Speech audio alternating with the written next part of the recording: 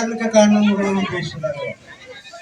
ನಮ್ಮ ಸಂವಿಧಾನ ಬರೋದಕ್ಕಿಂತ ಮೊದಲು ಬ್ರಿಟಿಷ್ ಕಾನೂನು ಕೂಡ ಕಾರ್ಮಿಕರಿಗೆ ಏನಿರಬೇಕು ಏನಿರಬಾರ್ದು ಅನ್ನುವಂಥದ್ದು ಕಾರ್ಮಿಕ ನಿಯಮಗಳು ಎಲ್ಲ ಇತ್ತು.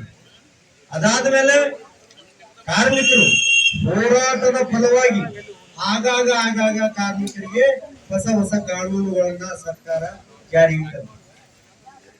ಆದ್ರೆ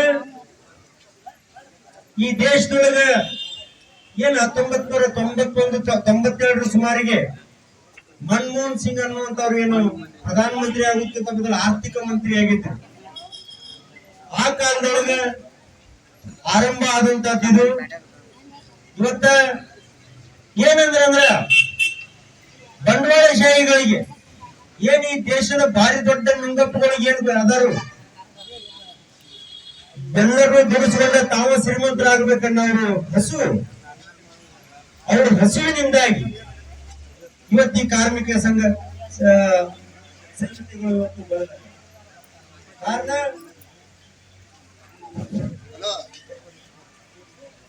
ಅವರಿಗೆ ಹೆಚ್ಚಿಗೆ ಲಾಭ ಆಗ್ಬೇಕಂತಂದ್ರ ಬಂಡವಾಳಶಾಹಿಗಳು ಸರ್ಕಾರದ ಮೇಲೆ ಒತ್ತಡ ತರ್ತಾವ.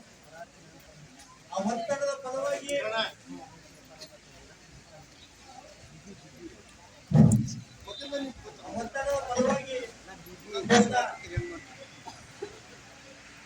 ಕೇಂದ್ರ ಸರ್ಕಾರ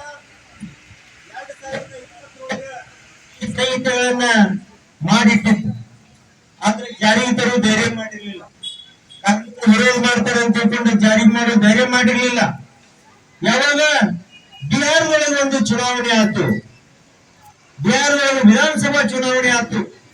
ಆ ಚುನಾವಣೆ ಒಳಗ ಮೋಸದಿಂದ ಗೆದ್ರು. ಬಿಜೆಪಿಯವರು ಭಾರಿ ಮೋಸದಿಂದ ಗೆದ್ರು.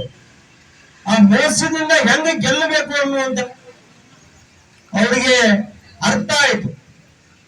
ಅದೇ ಏನು ಪ್ರಕ್ರಿಯೆನ ಇಡೀ ದೇಶ ತುಂಬಾ ಇವತ್ತ ಮಾಡಾಕತ್ತಾರೆ.